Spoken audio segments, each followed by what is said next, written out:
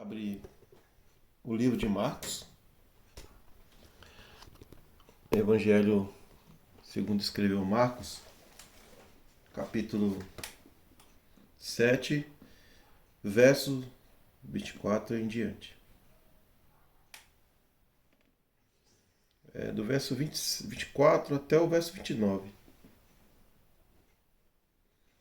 Diz assim, Marcos capítulo 7, versículo 24 até o verso 29. Então Jesus deixou a Galiléia e se dirigiu para o norte, para a região de Tiro. Não queria que ninguém soubesse onde ele estava hospedado, mas não foi possível manter segredo. De imediato, uma mulher que tinha ouvido falar dele veio e caiu a seus pés. A filha dela estava possuída por um espírito impuro e ela implorou que ele expulsasse o demônio que estava na menina. Sendo ela grega, nascida na região da Fenícia, na Síria, Jesus lhe disse: primeiro devem se alimentar os filhos. Não é certo tirar comida das crianças e jogá-la aos cachorros. Senhor, é verdade, disse ela. No entanto, até os cachorros debaixo da mesa comem as migalhas do prato dos filhos. Boa resposta, disse Jesus. Vá para casa, pois o demônio já deixou sua filha. E quando ela chegou à sua casa, sua filha estava deitada na cama, e o demônio havia deixado. Aqui nós temos registrado nos evangelhos um acontecimento que ficou marcante na mente dos discípulos que presenciaram esse fato.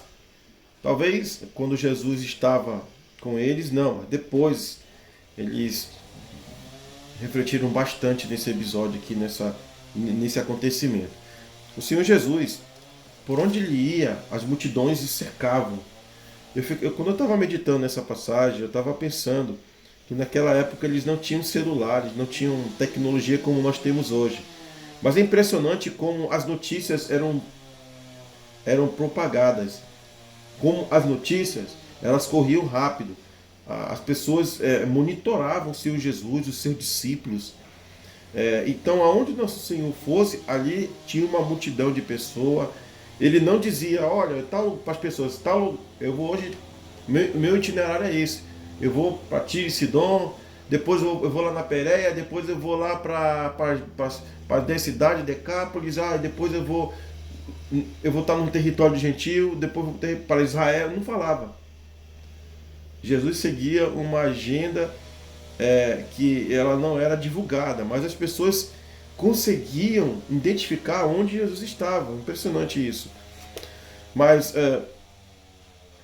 a gente nota nessa narrativa de Marcos que o Senhor Jesus deixou a Galiléia e ele se dirige para o norte, a região de Tiro. Ele sai do território de Israel e agora Jesus vai passar por um território de gentios. Ele não queria que ninguém soubesse onde ele estava hospedado. Então, ele chegou num território de gentio, se hospedou numa casa, mas as pessoas já sabiam que Jesus estava ali. E não tinha como, ele não fugia das pessoas. E ele não deixava de ajudar as pessoas que iam até ele em busca de ajuda.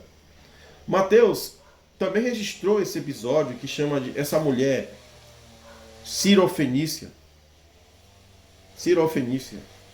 Ela era naturalmente uma mulher grega, só que ela nasceu nessa região aqui da cidade da Fenícia. Na Fenícia, a região da Síria. Então ela é chamada por Mateus de Cananeia. Então Mateus narra dizendo que o Senhor Jesus deixou a Galiléia, rumo ao norte para a região de Tiro e Sidom, e uma mulher cananeia que ali morava veio até ele. Então essa mulher sirofenícia ou cananeia, ela tinha uma filha que estava horrivelmente endemoniada. O demônio possuiu ela.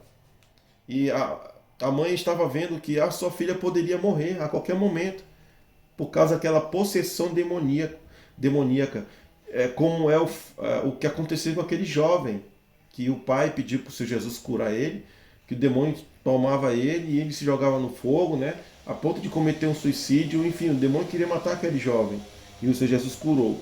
E essa criança aqui também estava muito doente, estava muito mal espiritualmente. Então esse problema espiritual afetou seu corpo. Afetou seu corpo. E diz o texto que ela estava deitada na cama. Os evangelhos não diz qual era o nome dessa mãe e nem o nome da menina.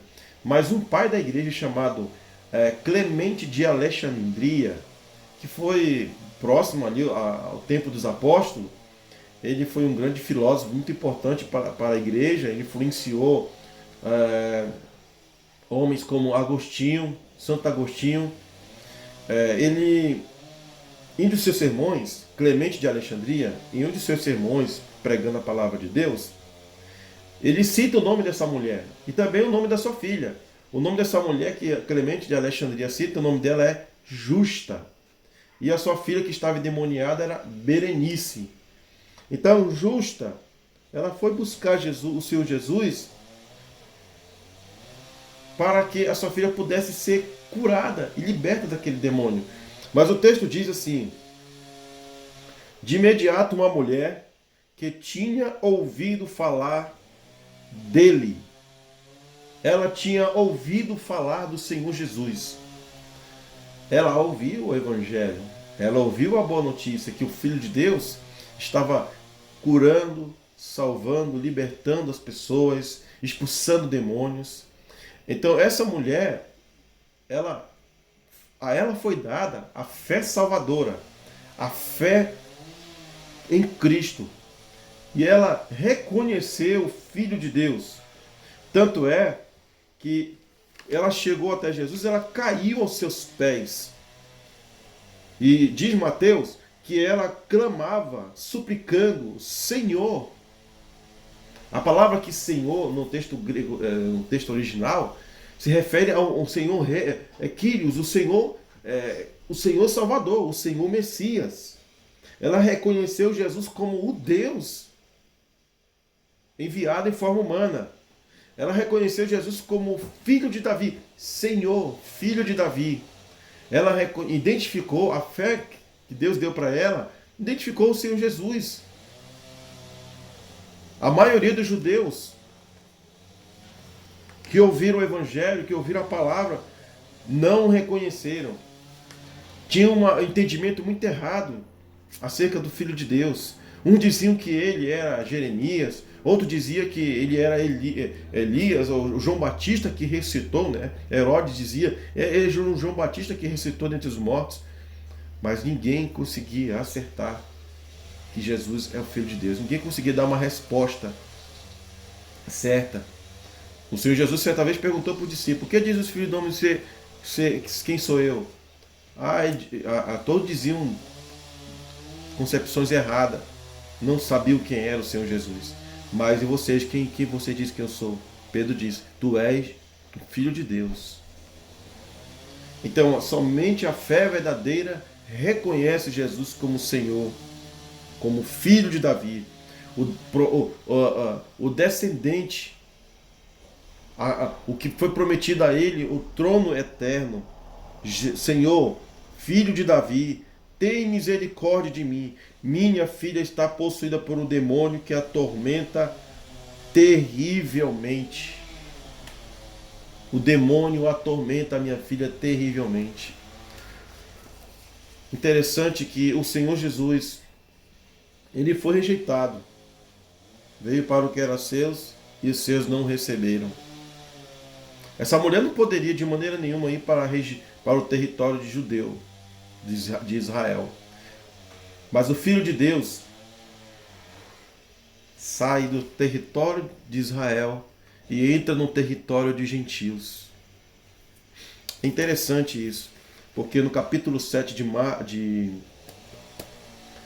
no capítulo 7 de Marcos, capítulo 7, verso 31, está escrito que o Senhor Jesus saiu de Tiro e subiu para Sidom, antes de voltar ao mar da Galileia e a região das 10 cidades.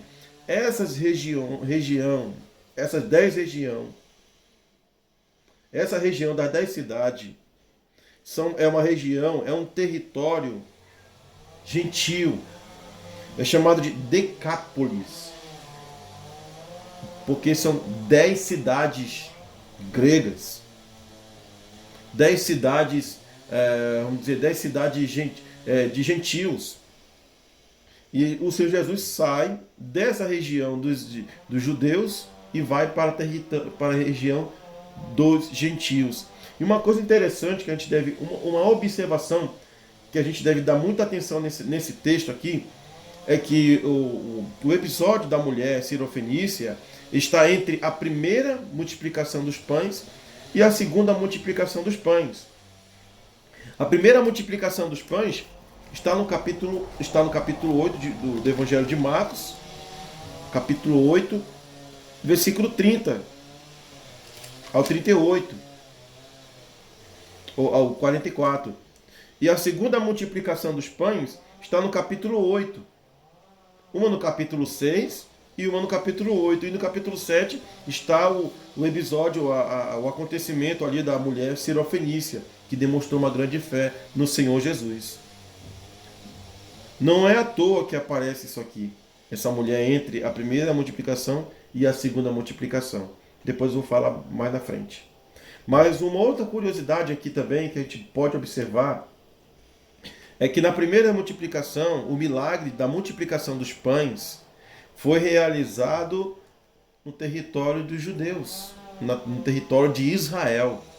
E a segunda multiplicação dos pães foi realizada agora no território, na terra de gentios. Interessante isso. O que isso quer dizer? Que o Senhor Jesus Cristo, como o pão da vida, ele está disponível para judeus e para gentios. E mais lá na frente, os apóstolos compreenderam isso, compreenderam essa verdade. E essa mulher vai ao encontro do Senhor em busca de misericórdia. Senhor, filho de Davi, tem misericórdia de mim. A minha filha está possuída por um demônio. Somente quem é mãe de verdade, ama o filho, sabe como foi doloroso para essa mãe sair pelas ruas gritando, chamando Senhor, filho de Davi. Interessante que o Senhor Jesus, quando vê essa mulher, ele elabora uma provação. Ele tem algumas ações, algumas atitudes, que tem umas reações a essa procura dessa mulher por ele.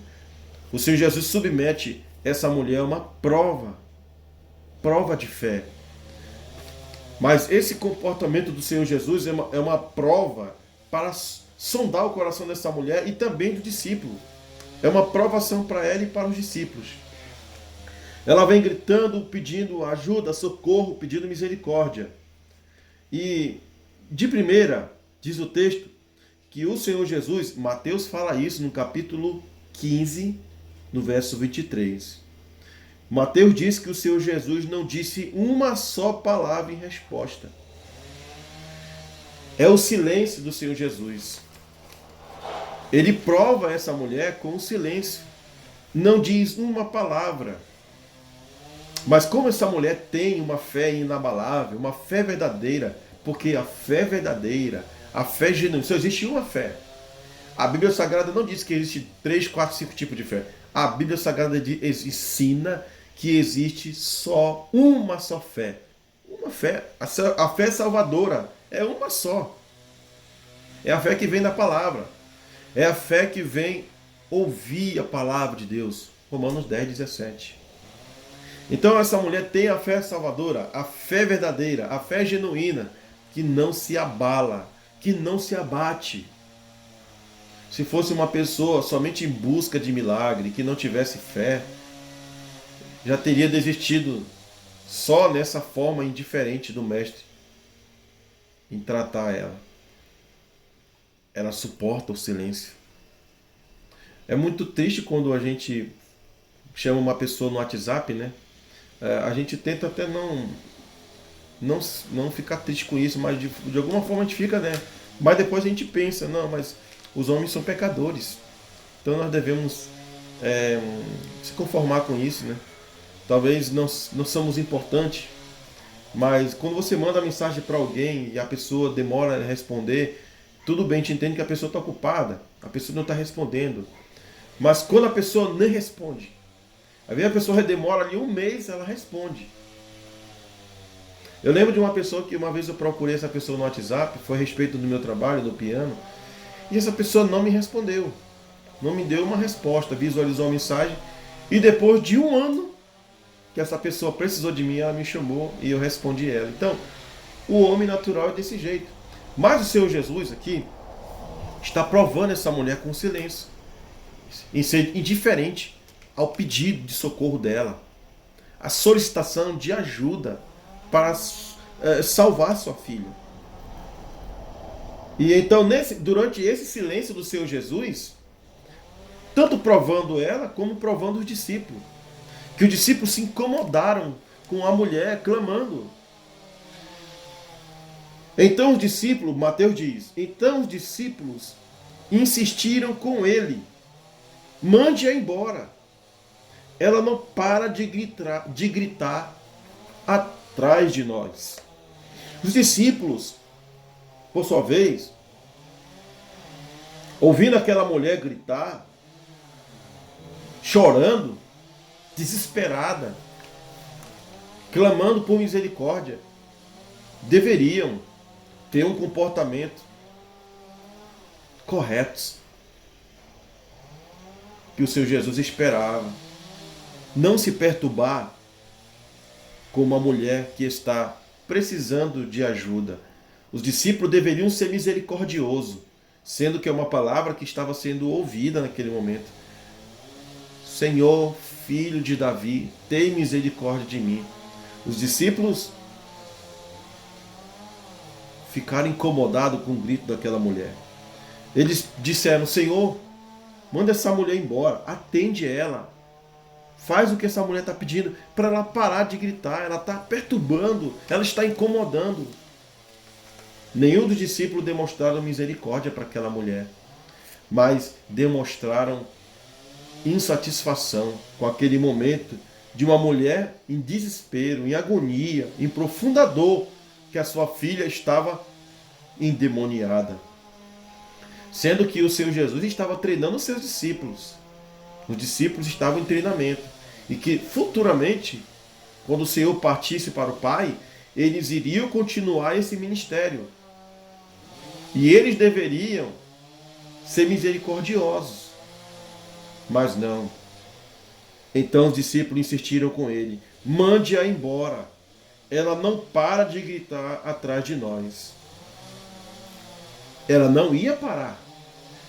Ela não ia parar. Se o Senhor Jesus não respondesse, ela ia continuar. Porque a fé verdadeira é perseverante. A fé verdadeira, ela não ela não é de desistir. Quem tem a fé verdadeira é perseverante na jornada da fé. É perseverante em servir o Senhor Deus. A fé perseverante não abre de mão da palavra de Deus, não abre de mão da comunhão com Deus, não desiste dos ensinamentos do Senhor Jesus, não desiste da misericórdia de Deus, não desiste das bênçãos espirituais de Deus. A fé verdadeira é perseverante. Ela não ia parar de gritar. E aí o Senhor Jesus no verso 24 disse, no verso 24 ele disse à mulher: fui enviado para ajudar apenas as ovelhas perdidas do povo de Israel. Agora vamos ver o que Lucas diz também no relato de Lucas.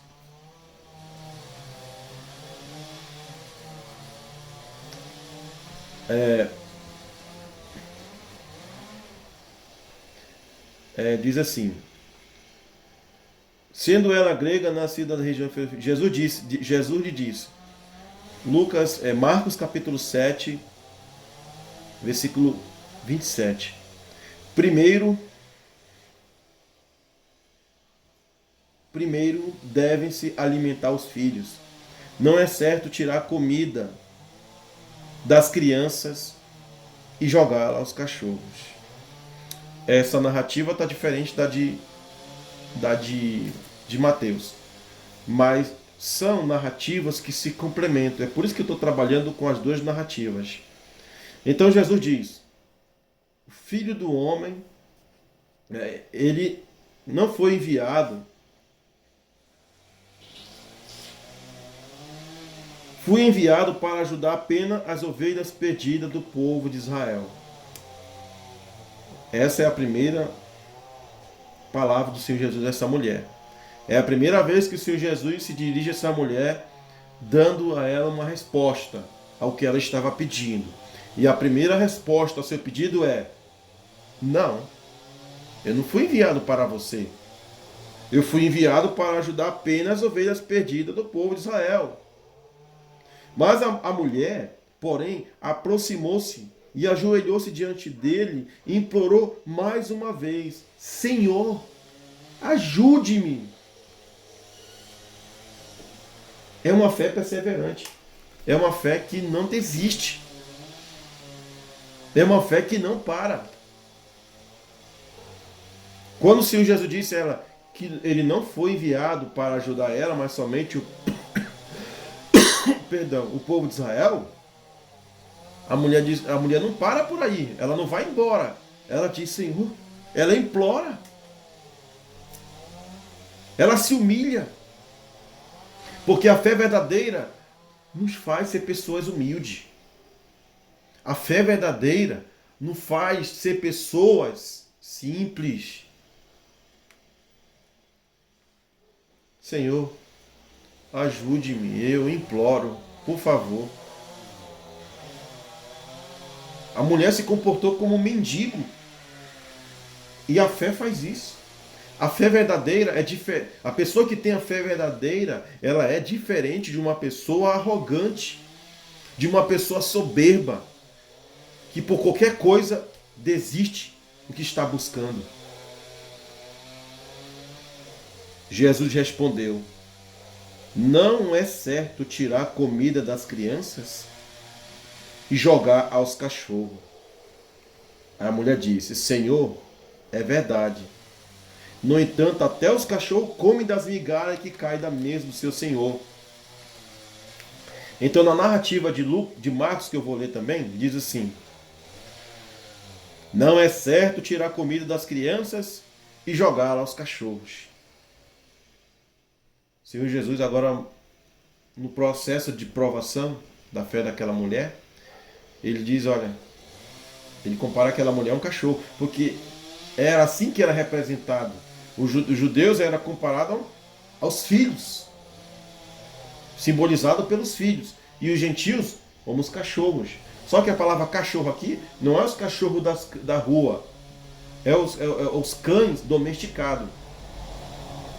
Jesus diz: não é certo tirar a comida dos filhos ou das crianças e jogá-la aos cachorros.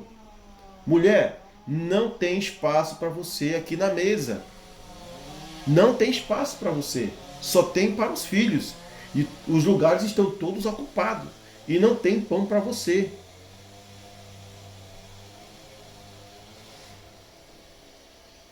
Senhor, ela diz no verso 28, concordando com Jesus. Olha que bonito. Senhor, é verdade. Isso é verdade que o Senhor falou. Eu não mereço estar aí na mesa. Eu não sou digna desse pão. E eu não quero pão. O que for, qualquer coisa que eu tiver para mim, eu quero. O resto. Senhor, é verdade, disse a mulher. No entanto, até os cachorros debaixo da mesa comem as migalhas dos pratos dos filhos. Foi impressionante essa declaração de fé dessa mulher. Sabe o que essa mulher está falando aqui? Ela está dizendo que ela realmente, isso aqui é a graça de Deus, um favor imerecido. Eu não mereço nem as migalhas. Mas já que não tem pão para mim, não tem lugar na mesa, tudo bem, eu me conformo com isso. Mas as migalhas, os cães, as crianças deixam cair as migalhas, né, Senhor? Né? As crianças olham para os seus cachorrinhos lá de estimação e elas dão as migalhas para os cachorrinhos, não dão pão. Os pão elas comem, mas as migalhas elas comem, que caem da mesa das crianças. Eu quero as migalhas, Senhor. Se o Senhor puder, pelo menos me dar as migalhas. O Senhor Jesus ficou muito feliz em ver essa declaração. Eu queria estar lá perto para ver o rosto do Senhor Jesus. Como que ficou o rosto do Senhor Jesus a ver essa declaração de uma fé gigante, uma fé grande, em meio a uma provação elaborada pelo nosso Senhor para aquela mulher e os seus discípulos. Jesus diz no verso 29, boa resposta. Boa resposta. Mateus diz assim no verso 28, no capítulo 15, mulher, sua fé é grande. Jesus chama a fé dela de grande fé. Seu pedido será atendido. E diz o texto que no mesmo instante a filha dela foi curada. Boa resposta de Marcos. Boa resposta. Vá para casa, pois o demônio já deixou sua filha. Bom, essa mulher, talvez, se fosse uma mulher que não tivesse fé, diante de uma situação dessa aqui, ela nem teria chegado aqui. Uma pessoa de fé nem teria chegado nesse nível aqui, ó, de provação. Já teria desistido na primeira, no silêncio do Senhor. Mas uma pessoa sem fé não vai acreditar de maneira nenhuma sem ver. Ele precisa ver para crer. Jesus disse assim, não vou nem na tua casa. Eu não irei na tua casa. Pode voltar, tua filha já está curada. Ela não estava vendo, mas ela confiou nas palavras do Senhor Jesus. Essa é a fé verdadeira, a fé que é dada por Deus. A fé verdadeira, a fé grande, ela confia na palavra de Deus. Nós estamos aqui reunidos para ouvir a palavra de Deus. A gente nunca viu o Senhor Jesus fisicamente, e nem viu seus apóstolos, e nem vimos morto ressuscitar ou grandes milagres acontecer. Mas nós cremos, porque Deus deu para nós a fé sobrenaturalmente. E nós não precisamos ver aqui para crer, nós cremos antecipadamente. Nós cremos porque temos certeza, porque o Espírito de Deus habita em nós. E quando nós temos essa fé que Deus nos dá, a gente enxerga o Senhor Jesus nesse universo, não fisicamente, mas conseguimos enxergar a maneira de Ele dirigir os acontecimentos, a maneira como Ele trabalha na história da humanidade, a maneira como Ele lidar com as nações, a maneira como Ele lidar com os povos, a maneira como Ele lidar conosco e aqui no lugar onde nós moramos, como Deus trabalha em nossa vida, como Deus é perfeito em suas obras. A mulher confiou na palavra do Senhor Jesus, que a filha dela estava curada e ela voltou para casa.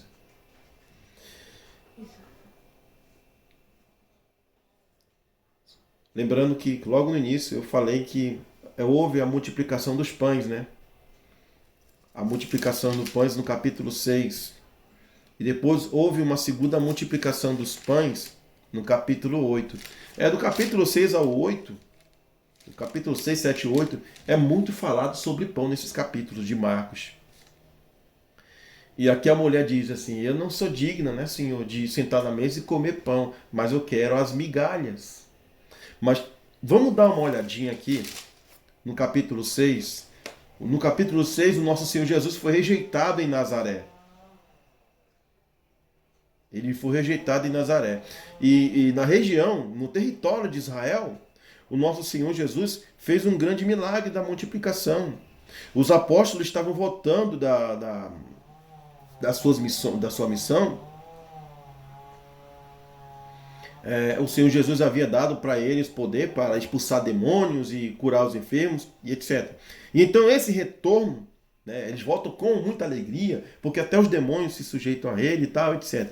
E o Senhor Jesus até adverte eles para eles não se alegrar porque os demônios estão indo embora, mas se alegrem porque o nome de vocês está escrito nos céus. Então ele diz assim, né, Marcos, voltando os discípulos de sua missão, os apóstolos voltando de sua missão, contaram ao Senhor Jesus tudo o que tinha feito e ensinado. E aí o Senhor Jesus disse assim, o Senhor Jesus falou assim, ó, vamos sozinhos até um lugar tranquilo para descansar um pouco, pois tanta gente ia e vinha que eles não tinham tempo nem para comer. Era um trabalho, o trabalho que o nosso Senhor Jesus fazia e os apóstolos, né, em treinamentos, era um trabalho muito pesado mesmo, porque não tinha pausa. O Senhor Jesus o tempo todo ele estava falando, ele estava ensinando, ele estava curando, era muito cansativo. Então o Senhor Jesus, como homem, ele sendo Deus homem, ele como homem, ele tinha natureza humana como nós, ele sentia cansaço, ele sentia dores, ele também sentia fome, ele sentia sede. Então o Senhor Jesus não era um espírito como ensinam os gnósticos. Jesus foi um homem material, uma pessoa material, que viveu entre nós aqui, entre os homens aqui nesse mundo. E ele sentiu fome. E ele diz aos seus discípulos, olha, vamos ficar num lugar sozinho, bem tranquilo ali, vamos descansar um pouco. Vamos descansar um pouco. E até comer, se alimentar. Porque eles não tinham tempo nem para comer. Então saíram de barco. Eles foram para um lugar isolado para ficarem só e para ninguém descobrir. Só que muitos reconheceram e viram ele partir. E era pessoa de várias cidades, correram e chegaram antes deles. Por que eles chegaram antes deles? Porque o vento soprava contra, então os discípulos iam remando. Por isso que eles conseguiram chegar a pé primeiro que o Senhor e os seus apóstolos. E quando Jesus, olha só, quando o Senhor Jesus chega, eu vou já voltar de novo para a mulher de Sirofenícia. Quando o Senhor Jesus chega, ele diz assim, diz o texto, né? Marcos fala assim: quando Jesus saiu do barco, ele viu a grande multidão e teve compaixão dela, pois eram como ovelhas sem pastor. Então começou a ensinar-lhe muitas coisas. Então veja bem, era para parar ali e descansar, ele vai trabalhar. E ao entardecer, os discípulos foram até ele e disseram: este lugar é isolado e já está tarde. Mande as multidões ir embora, para que possam ir aos campos e povoados vizinhos comprar algo para comer. Jesus, porém, disse: providencie vocês mesmos alimento para eles. Precisamos de muito dinheiro para comprar comida para esse povo, responderam os discípulos. Quantos pães tende?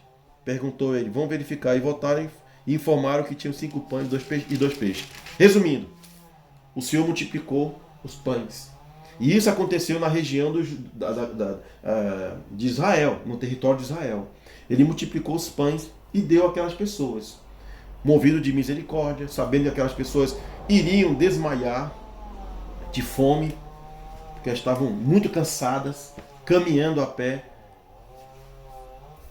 em busca do Senhor. O Senhor Jesus não agiu como discípulo. Os discípulos deveriam estar observando esse comportamento do Senhor Jesus para agir da mesma forma. E quando a mulher aparece aqui em busca do Senhor Jesus, em busca da misericórdia de Deus, despede, mande ela embora. Os discípulos não tiveram compaixão daquela mulher. E daí, depois que o Senhor Jesus cura a filha daquela mulher, ele entra no barco novamente e viaja. E outra multidão se reuniu mais uma vez, isso agora no território de Gentil. E disse: tenho compaixão dessa gente. Aqui já é a segunda multiplicação dos pães. Tenho compaixão dessa gente. Estão aqui comigo há 3 dias e não tem mais nada para comer. Se eu os mandar embora com fome, desmaiarão no caminho. E alguns vieram de longe. O nosso Senhor Jesus, ele, quando ele esteve aqui nesse mundo, ele foi muito misericordioso com as pessoas. Como diz o escritor, né? Ele fez o bem a todos. E ele sabia identificar que as pessoas poderiam desmaiar no caminho. Ele teve ele como líder, um grande líder, tendo essa visão e ensinando para os discípulos isso, né? Ele viu o que poderia acontecer no futuro, né? Então, a verdadeira liderança, uma perfeita liderança, tem uma visão antecipada de coisas negativas que podem acontecer. E aí ele deve, nesse momento, identificar os perigos e contê-lo, né? Evitar um problema. E o que o Senhor Jesus ensina aqui é que deve evitar um problema dessas pessoas desmaiar no caminho e acontecer coisa pior. Então vamos fazer o quê? Os discípulos disseram: como vamos conseguir comida suficiente neste lugar deserto para alimentá-los? Mas vamos lembrar que o Senhor Jesus já havia feito milagres da multiplicação lá no território de Israel. E agora, novamente, eles estão se deparando com a mesma situação e os discípulos esqueceram o milagre. Esqueceram do que o Senhor Jesus havia feito com a multidão de 5.000 pessoas que foram alimentadas nesse lugar deserto para alimentá-los. Eles só enxergavam o problema e não conseguiram enxergar uma solução. Eles não tinham uma esperança, uma visão de esperança, de coisas melhor, mas uma visão negativa. As coisas negativas ali limitavam eles. Jesus perguntou: quantos pães vocês têm? A solução está aqui. Alguém tem alguma coisa aqui? Tem 7, responderam eles. Então Jesus mandou todo o povo sentar no chão, tomou 7 pães, agradeceu a Deus e partiu em pedaços, né, multiplicou e distribuiu à multidão. E eles encontraram ainda alguns peixinhos, e Jesus também abençoou, multiplicou os peixes e distribuiu a todos. E diz o verso 8 de Marcos 8, todos comeram à vontade. Depois os discípulos recolheram os 7 cestos grandes com as sobras. Naquele dia havia cerca de 4.000 homens na multidão. Após comerem, Jesus os mandou para casa. E em seguida entrou com seus discípulos no barco e atravessou para a região da Dalmanuta. Ele atravessou para a região da Dalmanuta. Então, nessa viagem, os discípulos acabaram esquecendo. Eu fico observando os evangelhos que o Senhor Jesus teve muito trabalho com os discípulos. Isso mostra o quanto nosso mestre era paciente, é paciente. O quanto Jesus é paciente com pessoas problemáticas. Os discípulos, os apóstolos eram muito problemáticos, pessoas muito deficientes. O que aquela mulher sirofenícia via, eles não viam. Quando Jesus estava falando para aquela mulher, disse: olha, não é certo tirar o pão e dar aos filhos. Não é certo tirar o pão dos filhos e dar aos cachorrinhos. A mulher estava entendendo toda a linguagem. Não precisava nem Jesus explicar para ela as linguagens que ele estava usando para falar. A mulher compreendia perfeitamente a linguagem. Ela acompanhava a forma como o Senhor Jesus estava lidando com ela. Os discípulos, por sua vez, não compreendiam nada. A gente observa em várias ocasiões que sempre estavam perguntando: Senhor, nós não entendemos o que quer dizer isso. Aí, Senhor, mostra-nos o Pai e isso nos basta. Há quanto tempo estou convosco, Filipe, e vocês nunca viram o Pai? Então os discípulos, e aqui numa situação, Jesus fez a multiplicação dos pães, fez a segunda multiplicação dos pães, mas não foi suficiente para eles entenderem. Era um homem muito fraco, fé fraca. Mas foram esses homens de fé fraca, esses homens trabalhosos, que foram os apóstolos. Como Deus é poderoso em potencializar pessoas fracas para fazer o mundo estremecer, para sacudir Jerusalém. Foram esses homens fracos que colocaram Jerusalém de cabeça para baixo. Foram esses homens fracos, homens trabalhosos, que deram trabalho para a elite religiosa, os políticos, os grandes homens daquela época. Louvado seja Deus por isso. E agora, eles estão no barco, diz o versículo 14 do capítulo 8 de Marcos. Os discípulos, porém, se esqueceram de levar comida. Tinham no barco apenas um pão. Isso aqui é importante. Enquanto atravessavam o mar, Jesus os advertiu: fiquem atentos. Tenham cuidado com o fermento dos fariseus e de Herodes. Jesus então estava pedindo para os discípulos tomarem muito cuidado. Não se preocupar com as coisas que perecem. Não se preocupar com as coisas materiais perecíveis. Se preocupem com as coisas mais importantes, que se diz respeito à alma de vocês, que se diz respeito à mente de vocês, à fé de vocês, à vida de vocês. Tomem muito cuidado com o fermento dos fariseus e de Herodes. O que quer dizer com isso? O que Jesus estava ensinando a tomar cuidado com o fermento dos fariseus e de Herodes? Ele estava pedindo assim, tomem cuidado com a falsa religião. Porque o fermento na Bíblia Sagrada, ele é usado numa linguagem figurada, numa metáfora de algo negativo. Somente numa palavra que ele é usado no sentido positivo, como uma mulher que pega um pouquinho de fermento e leveda toda a massa. Ele faz a comparação com o reino dos céus. O reino de Deus é igual uma mulher que pega só um pouquinho de fermento e faz uma massa ficar gigantesca. Assim é o reino dos céus. Mas as outras passagens da Bíblia que nós encontramos, pelo menos as que eu li, são só no sentido negativo. E aqui, nesse contexto, é da falsa religião. Cuidado com o fermento dos fariseus, a falsa religião que eles praticam. Cuidado com o fermento de Herodes, que é a falta de religião. Os fariseus é a falsa religião e o fermento de Herodes é a falta de religião. Tem uns que têm a falsa religião, tem outros que nem religião tem, não tem nada. São pessoas completamente pagãs, incrédulas, que não sabem nada sobre Deus, ignorantes. Então o Senhor Jesus diz aos discípulos para tomarem cuidado com a falsa religião e com a falta de religião. Só que os discípulos não compreenderam. Começaram a discutir entre si, porque não tinham trazido pão. E ao saber do que estavam falando, Jesus disse: por que discute sobre a falta de pão? Por que discutem sobre a falta de pão? Ainda não sabem ou não entenderam? Agora Jesus vai fazer uma aplicação que ela é só aplicada para os incrédulos, para os ímpios, para os que estão fora do reino, de Isaías 6:9. Esse momento aqui deixou o Senhor Jesus bem aborrecido. O Senhor Jesus ficou bem indignado com essa situação, bem aborrecido com isso.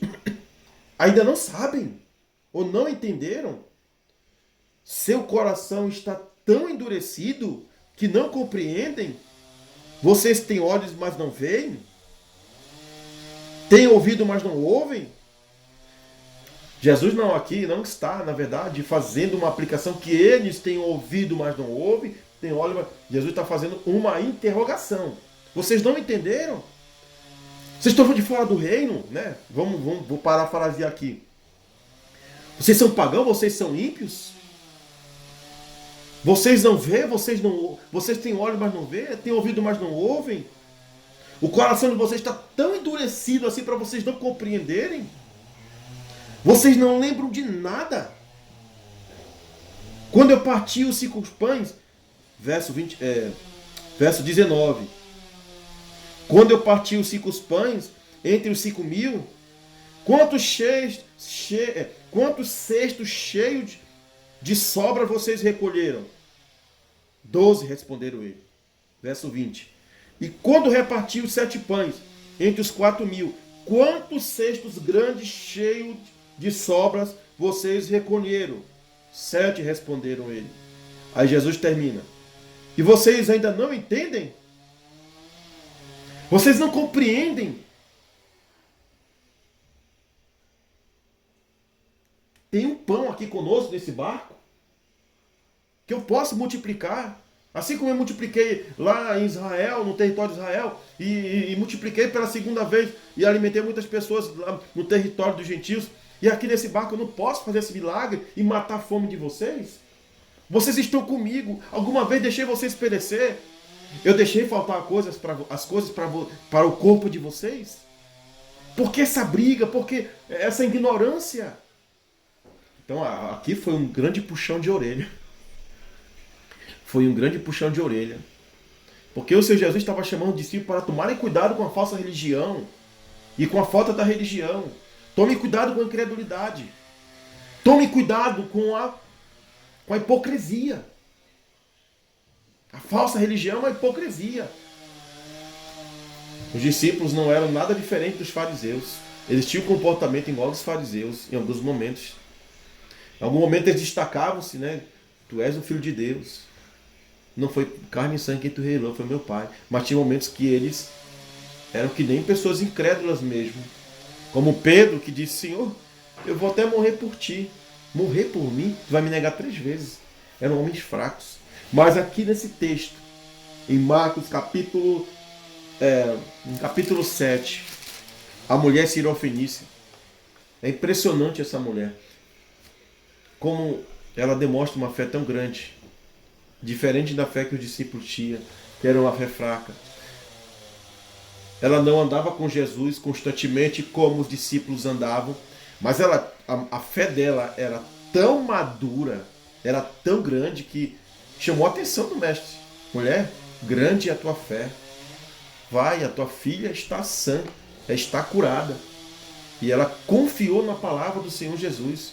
Talvez se fosse Pedro, dizendo, Senhor, mas como? Quero ver. Ou se fosse Tomé. Não, a mulher foi, ela confiou na palavra do Senhor Jesus. O que nós devemos trazer de aplicação para a nossa vida nesse texto que a gente leu, que a gente estudou, é que o Senhor Jesus, Ele é para todos. A mesa de Deus é para todas as nações. Ele falou a Abraão, em ti serão benditas todas as nações da terra. Não é somente uma nação, não é somente os filhos de Israel, é para todos, judeus e gentios. A mesa de Deus é para todos aqueles que crêem no Senhor Jesus.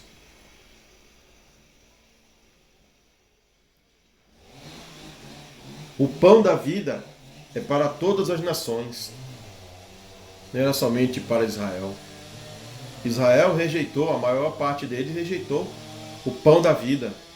Mas a gente observa nos relatos dos evangelhos que muitos gentios, Jesus não teve trabalho com gentios.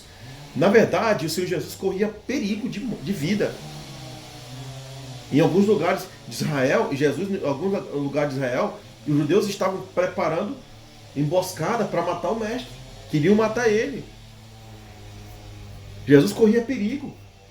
Mas no território do gentio, o Senhor Jesus poderia andar tranquilamente, que os gentios não queriam matar ele. Isso mostra para nós o perigo de nós viver uma falsa religião. Achar que nós somos salvos enquanto nós não somos salvos. Só porque você lê alguns capítulos da Bíblia não quer dizer que você é salvo. Só porque você frequenta uma denominação com CNPJ não significa que você é salvo. Por você ajudar uma pessoa não significa que você é um salvo. O que prova que você é um salvo é a verdadeira fé. A fé genuína, que tem comportamentos corretos na hora da provação, na hora do silêncio de Deus. Na verdade, Deus não fica em silêncio conosco, né? Aí a gente abre a palavra dele, a gente está sempre entendendo, ele sempre está falando conosco. Sempre está falando conosco. O único silêncio de Deus foi quando o Senhor Jesus esteve aqui na terra, algumas pessoas procuraram ele, em algum momento ele não respondeu, como foi essa mulher aqui. Mas a gente abre a Bíblia, Deus sempre está falando conosco. Na verdade, é nós que ficamos em silêncio com Deus, que não oramos, não praticamos nenhuma hora de oração. Quão pobre a gente somos, quão fraco a gente é. A gente devemos levantar uma oração e pedir para Deus nos ajudar, porque a gente se comporta igual os apóstolos, como era no começo. Então nós devemos tomar muito cuidado com a falsa religião. Tomar muito cuidado com a nossa fé. Não ter uma fé igual a dos discípulos. Jesus teve que fazer milagre uma vez, duas vezes, e depois teve que explicar. Então assim, nós devemos se dedicar mais à nossa vida para o reino de Deus. O que nós precisamos passar de tão doloroso para nós crescer na fé, né? Então, o que a gente aprende aqui também é que o Senhor Jesus não rejeita ninguém que busca Ele. As pessoas que clamam a Ele por misericórdia, Ele está disposto a atender essas pessoas, a ouvirem ela. E nós devemos ser como o nosso Senhor Jesus, ser pessoas misericordiosas, não ser como os discípulos, se incomodar, se perturbar, porque uma mulher está pedindo ajuda. Quantas vezes você já se incomodou com uma pessoa que te chamou no WhatsApp, te pedindo ajuda, te pedindo socorro, ou até mesmo te emprestando um dinheiro e não pedindo nada de você, e você se incomodou e falou mal dessa pessoa, né? Isso é muito feio. Então nós devemos ser pessoas misericordiosas, que tenham compaixão das pessoas, estejamos prontos para ajudar as pessoas, ser sensíveis ao sofrimento das pessoas.